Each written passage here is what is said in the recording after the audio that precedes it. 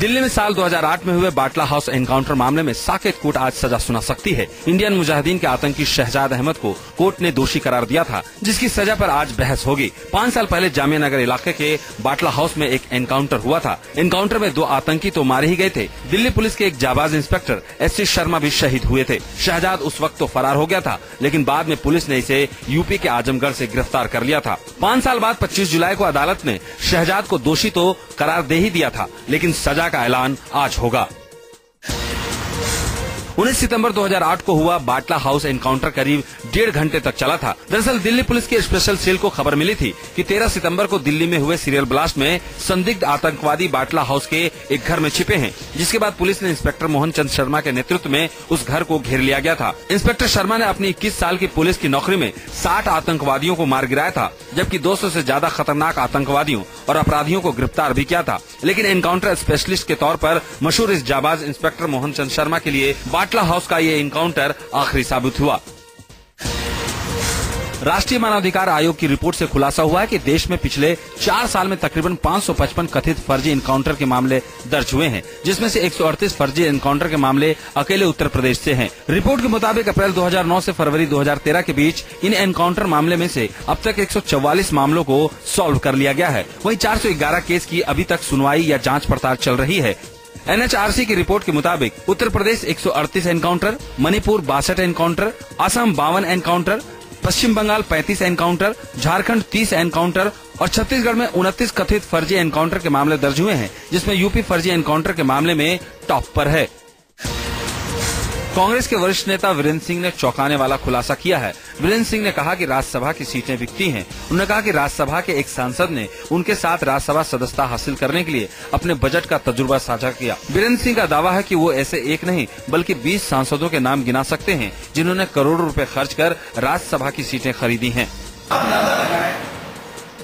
जो आदमी 200 करोड़ रुपया इन्वेस्ट करके राज्यसभा की सदस्यता लेने में कामयाब हो जाते हैं, वो इस गरीब के लिए क्या कुछ कभी सोचेंगे? इटली के अधिकारी सीबीआई को आज 3600 करोड़ VVIP हेलीकॉप्टर घोटाले के महत्वपूर्ण टेलीफोन के दस्तावेज सौंप सकते हैं, जिसके बाद मामले की जांच में तेजी आने की उम्मीद है। फोन टैप का दस्तावेज भारतीय दूतावास के अधिकारियों को आज सौंप दिए जाने की संभावना है। भारतीय वायुसेना के पूर्व प्रमुख SP त्यागी इस मामले में आरोपी हैं। दरअसल एक इतालवी एयरस्पेस फर्म की तरफ से भारत में अति विशिष्ट लोगों को लाने ले जाने के लिए 3600 करोड़ रुपए की लागत से हेलीकॉप्टर सौदा हुआ था, जिसमें कथित तौर पर 362 करोड़ रुपए की रिश्वत देने के मामले की जांच सीबीआई कर रही है। सुरेश भगत उर्फ मटका किंग हत्याकांड के दोषियों की सजा पर अदालत का आज फैसला आ सकता है। सुरेश भगत उर्फ मटका किंग हत्याकांड में मुंबई के सेशन कोर्ट में शुक्रवार को फैसला सुनाते हुए मटका किंग की पूर्व पत्नी और बेटे समेत 6 को दोषी करार दिया था। अदालत ने इन सभी दोषियों की सजा पर फैसला आज के लिए सुनिश्चित कर रखा है। बता दें कि 13 जून 2008 को सुरेश भगत समेत 6 और लोग मारे गए थे। सुरेश भगत तब अपनी कार में थे और ट्रक ने कार को तेज टक्कर मारी थी। पत्नी जया और बेटे हितेश ने भगत को मारने के लिए 45 लाख रुपए की सुपारी दी थी। दोनों मिलकर भगत की संपत्ति हड़पना चाहते थे। मुंबई के भयंदर वेस्ट इलाके में बीती रात एक बेकाबू मारुति ओमनी कार ने 6 लोगों को कुचल दिया। इस हादसे में 2 लोगों को गंभीर चोटें आई हैं, जिसमें एक महिला है। हादसे में घायल हुए लोगों को धनवंती अस्पताल में भर्ती कराया गया है। वहीं मामले में कार्रवाई करते हुए भयंदर पुलिस ने 19 साल के कार के ड्राइवर जोसेफ डिसूजा को गिरफ्तार कर लिया है। साथ ही पुलिस इस बात की जाँच कर रही है कि कहीं हादसे के वक्त ड्राइवर किसी प्रकार के नशे में तो नहीं था।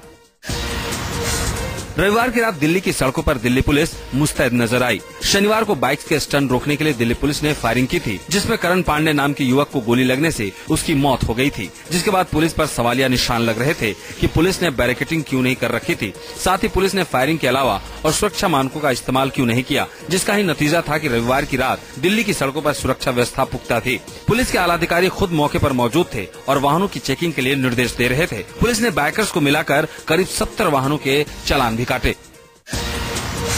दिल्ली के गाजीपुर इलाके में बीती रात 2 बाइक सवार बदमाश एक कार सवार युवक पर कई राउंड फायरिंग कर फरार हो गए। दरअसल नवाब सिंह अपनी कार से अपने घर जा रहा था, तभी इसके ही जानकार 2 लोगों ने बाइक उसकी कार के आगे खड़ी कर दी। जैसे ही नवाब कार से नीचे उतरा तो उस पर बदमाशों ने फायरिंग कार सवार युवक पर कई राउंड फायरिंग कर फरार हो गए। दरअसल नवाब सिंह अपनी कार से अपने घर जा रहा था, तभी इसके ही जानकार 2 लोगों ने बाइक उसकी कार के आगे खड़ी कर दी। जैसे ही नवाब कार से नीचे उतरा तो उस पर बदमाशों ने फायरिंग शुरू कर दी। नवाब के पैर में गोली लगी है, जिसके बाद उसे अस्पताल में भर्ती कराया गया है, जहां उसकी हालत स्थिर है। बताया जाता है कि नवाब का पार्किंग के ठेके को लेकर इलाके के लोगों से पुराना विवाद चल रहा था, जिसके चलते ही उस पर फायरिंग की गई है। पुलिस ने मामला दर्ज कर लिया है और आरोपियों की तलाश में जुट गई है।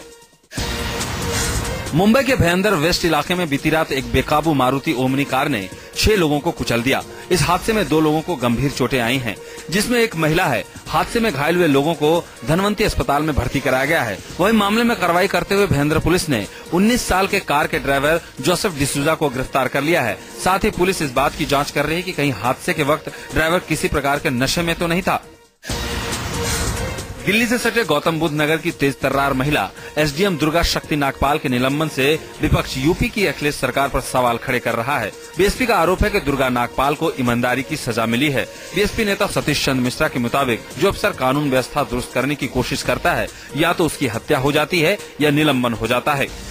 उत्तर प्रदेश के माननीय जो मुख्यमंत्री हैं, उन्होंने उनको इसकी सजा, इस ईमानदारी की सजा उनको सस्पेंड करके और बेइज्जत करके दे दी। एसडीएम दुर्गा शक्ति नागपाल ने नोएडा में अवैध खनन के खिलाफ मुहिम छेड़ रखी थी, लेकिन सरकार का कहना है कि अतिक्रमण हटाए जाने के दौरान दुर्गा शक्ति ने एक धार्मिक स्थल को गिरा दिया, जिस वजह से उन्हें हटाया गया है।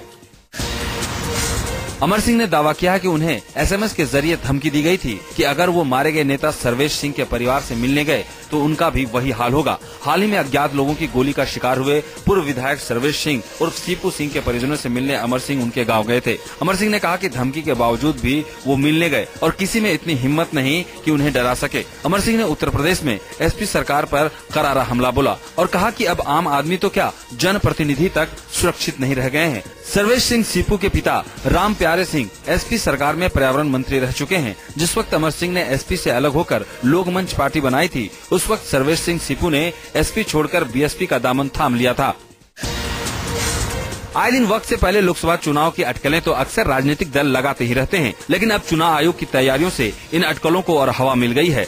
सूत्रों के मुताबिक चुनाव आयोग के पास मौजूदा ईवीएम मशीनें लोकसभा और विधानसभा चुनाव के एक साथ होने की स्थिति में मांगों को पूरा नहीं कर पाएगी। इसलिए चुनाव आयोग ने ईवीएम मशीनों की संख्या बढ़ाने के लिए 2 लाख नई ईवीएम मशीनों का ऑर्डर दिया है। चुनाव आयोग के पास इस वक्त 14 लाख ईवीएम मशीनें मौजूद हैं, जो कि साल के अंत तक लोकसभा विधानसभा के चुनाव के लिए पर्याप्त नहीं है। चुनाव आयोग को एक साथ चुनाव कराने के लिए करीब 16 लाख ईवीएम मशीनों की जरूरत होगी। लिहाजा चुनाव आयोग ने अपनी तरफ से तैयारी शुरू कर दी है। बीजेपी महिला मोर्चा की तरफ से आज महिला कार्यकर्ता संगम का आयोजन किया गया है।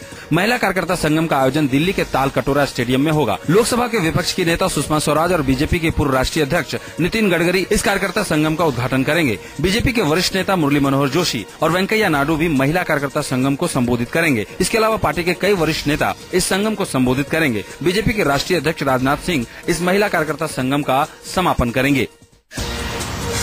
भारतीय अर्थव्यवस्था को पटरी पर लाने और बढ़ते चालू घाटे को कंट्रोल करने के उपायों पर पीएम आज चर्चा करेंगे। मनमोहन सिंह आज देश के बड़े उद्योगपतियों के साथ बैठक करेंगे। सूत्रों के मुताबिक पीएम चालू घाटा, औद्योगिक विकास, रुपए में कमजोरी के साथ ही औद्योगिक गलियारियों के विकास पर भी उद्योगपतियों के साथ बात करेंगे। दरअसल डॉलर के मुकाबले रुपए की हालत दिन ब दिन खराब होती जा रही है। डॉलर के मुकाबले रुपए रिकॉर्ड न्यूनतम स्तर 61 रुपए 21 पैसे प्रति डॉलर तक गिरा है। साल 2012-2013 में आर्थिक विकास दर 5% पर आ गई है। हालांकि अधिकारियों को चालू वित्त वर्ष में इसमें बढ़ोतरी होने की उम्मीद है, लेकिन अब तक अर्थव्यवस्था में सुधार के पुख्ता संकेत नहीं मिले हैं। 30 जुलाई को आरबीआई मौद्रिक नीति की समीक्षा करने वाला है, जिसके मद्देनजर सबकी निगाहें इस पर टिकी है। आरबीआई की समीक्षा में ब्याज दरों में कमी की संभावना कम है। वहीं 30 और 31 जुलाई को अमेरिकी फेडरल रिजर्व बैठक कर रहा है, जिसके बाद वह ब्याज दरों की पॉलिसी की घोषणा करेगा। 1 अगस्त को यूरोपियन सेंट्रल बैंक और बैंक ऑफ इंग्लैंड की पॉलिसी का ऐलान दुनिया भर के बाजारों पर असर डालेगा। दरअसल 31 जुलाई को जारी हो रहे देश के वित्तीय घाटे के आंकड़ों के मद्देनजर इसे अहम माना जा रहा है। रुपए में जारी उठापटक के बीच उम्मीद है कि वित्तीय स्थिति में सुधार होगा।